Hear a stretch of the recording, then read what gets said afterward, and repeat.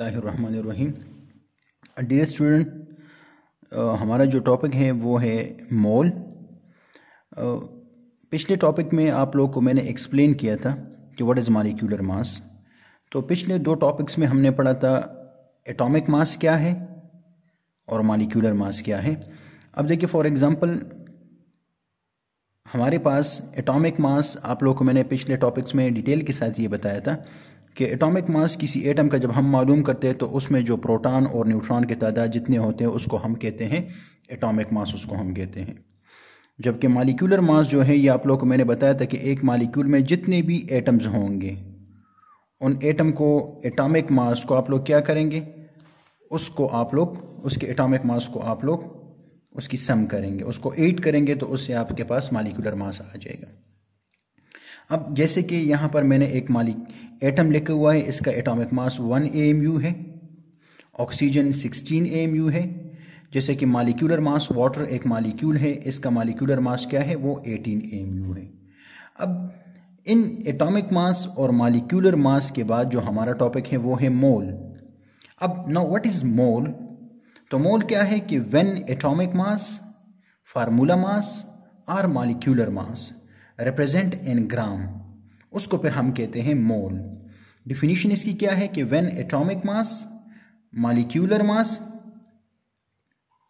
Formula mass represent in gram is known as mole. जब हम atomic mass को, ये एटॉमिक मास कहलाता है जब किसी एटम का हम मास लिखते हैं, और ये मॉलिक्यूलर मास कहलाता है जब हम किसी मॉलिक्यूल का लिखते हैं। ठीक है, तो जब हम किसी मॉलिक्यूल का या फार्मूला यूनिट का, जैसे कि ये है सोडियम NaCl, ये एक फार्मूला यूनिट है, तो अगर इनमें से हम किसी का एटॉमिक मास या मॉलिक्यूलर मास को हम ग्राम में रिप्रेजेंट करेंगे तो इसको हम कहते हैं मोल। अभी आप लोगों को मैं ये चीज़ समझा रहा हूँ। अब देखिए सोडियम ये हमारे पास एक एटम है, तो इसका अगर जो मास होगा ये कहलाएगा एटॉमिक मास, ये कहलाएगा। जैसे कि सोडियम का एटॉमिक मास है 23, वाटर है ये एक मॉलिक्यूल है तो ये कहलाएगा मॉलिक्यूलर मास और वो है 18 AMU।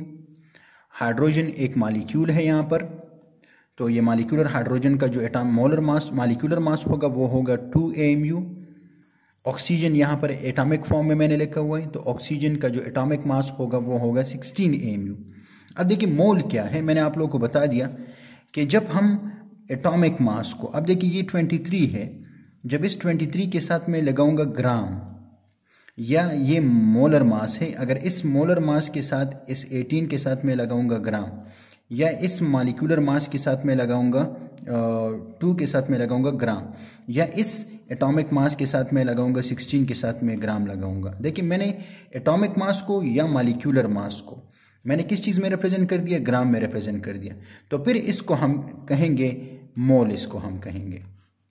जब आप लोग एटॉमिक मास को या मॉलिक्यूलर मास को ग्राम में रिप्रेजेंट करेंगे तो फिर इसको हम क्या कहेंगे, इसको फिर हम कहेंगे मोल, इसको हम कहेंगे। ठीक है, मोल का फार्मूला क्या है, mole is equal to mass in gram divide by molecular mass, atomic mass, formula unit mass. यहाँ पर जो मैंने सिंपल लिखे मोलर मास, ये तो आप लोग यहाँ पर लिख सकते हैं मॉलिक्यूलर मास, एटॉमिक मास आप लोग लिख सकते हैं एटॉमिक मास, और फार्मूला यूनिट मास आप लोग इसकी जगह कुछ भी लिख सकते हैं जो आपके पास अवेलेबल होगा। ठीक है, और इसी फार्मूले के ज़रिए आप लोग मोल कैलकुलेट कर सकते हैं अगर ये दोनों आपके पास गिवन हो, या आप लोग मास इन ग्राम कैलकुलेट कर सकते हैं अगर ये दोनों आपके पास मौजूद हो, और या मोलर मास जो मैंने लिखी, ये एटॉमिक मास या फार्मूला मास या मॉलिक्यूलर मास, ये आप कैलकुलेट कर सकते हैं अगर ये दोनों आपके पास गिवन हो। ठीक है, तो नेक्स्ट लेक्चर में आप लोगों को मैं कुछ न्यूमेरिकल्स करवाऊंगा, उस न्यूमेरिकल्स के ज़रिए आप लोगों को मैं समझाऊंगा